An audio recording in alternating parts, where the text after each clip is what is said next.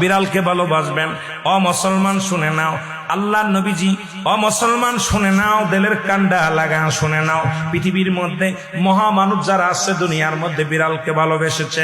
এই বিড়াল একটা গৃহপালিত পশুর মধ্যে পড়ে যায়, এটা এত প্রভুভক্ত হয়, এত মুসলমান শুনে নাও, বিড়ালটাকে অত্যন্ত মায়া করবেন। বিড়ালটা যদি দোয়া করেন, বিড়ালটাকে বিনা কারণে কোনো বিষ দিয়ে মারবেন না, কোনো কিছু দিয়ে মারবেন না। ও মুসলমান শুনে নাও, বিড়ালটাকে যত্ন করবেন। বিড়াল যদি অভিশাপ করে, বিলাই যেটা বলা হয়, অভিশাপ করলে সঙ্গে সঙ্গে আমার আল্লাহ কবুল করে নাই। বিড়ালের অভিশাপে মানুষ ফকির হয়ে যায়, বিড়ালের অভিশাপে মানুষগুলো ধ্বংস হয়ে যায়, বিড়ালের অভিশাপে দুনিয়ার সংসারের মধ্যে অশান্তি লেগে যায়। বিড়ালকে ভালোবাসলে, ও মুসলমান শুনে নেও, এই বিলাইকে ভালোবাসলে, বিলাই যদি দোয়া করে, বিলার দোয়ায় আল্লাহ দরবারে অনেক ফায়দা লুটতে পারবেন। জোরে জোরে চিল্লায় বলা যাবে না মারহাবা। এখানেও নবী বিড়ালকে ভালোবাসতেন। এখনো মক্কা মদিনা অসংখ্য বিড়াল আছে যারা মদিনায় গেছেন হজ করতেন। আমাদের সভাপতি সাহেবও গেছেন। অসংখ্য বিড়াল গুলো দেখবেন মদিনার মনোয়ারায়, রাসূলুল্লাহর রওজার আশেপাশে, কাবা শরীফের আশেপাশে অসংখ্য বিড়াল। ধরে বলেন ঠিক কিনা? এত সুন্দর বিড়াল যারা মক্কা মদিনায় দেখে আসছেন তাদের কাছে জিগাইবেন বিড়াল আছে কিনা আছে। এই বিলাইদেরকে ভালোবাসবেন, বিলাইকে অভিশাপ দিবেন না।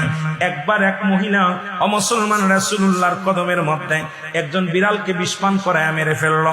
রাসূলুল্লাহ তখন সংসারের মধ্যে অশান্তি অমঙ্গল শুরু হলো। নবীর কদমে আসলেন, ইয়া রাসূলুল্লাহ, ইয়া হাবিবাল্লাহ, আমাদের অশান্তির কারণ কি? জিবরিল আমিন এসে বলে, ইয়া রাসূলুল্লাহ, ইয়া হাবিবাল্লাহ, উনি যে বিড়ালটাকে পালন করতেন, ওই বিড়ালটাকে অনেক কষ্ট দিয়ে মারছে, খানা দেয় নাই, ঘরের ভিতর আটকায় রাখছে, নির্যাতন দিয়া মারছে। এত কষ্ট পেয়ে বিড়াল ছানাটা মারা গেছে। ওই বিড়ালটা বরদোয়া আল্লাহর দরবারে কবুল হয়ে গেছে। তওবা করছে, তওবা করার পর নবীজি নিজেই বলছে বিড়ালকে ভালোবাসো। আর নবীর সাহাবী আবু হুরায়রার কোসের মধ্যে একবার বিড়াল নবীজি আলোচনা করতেছিলেন সাহাবীদেরকে নিয়ে।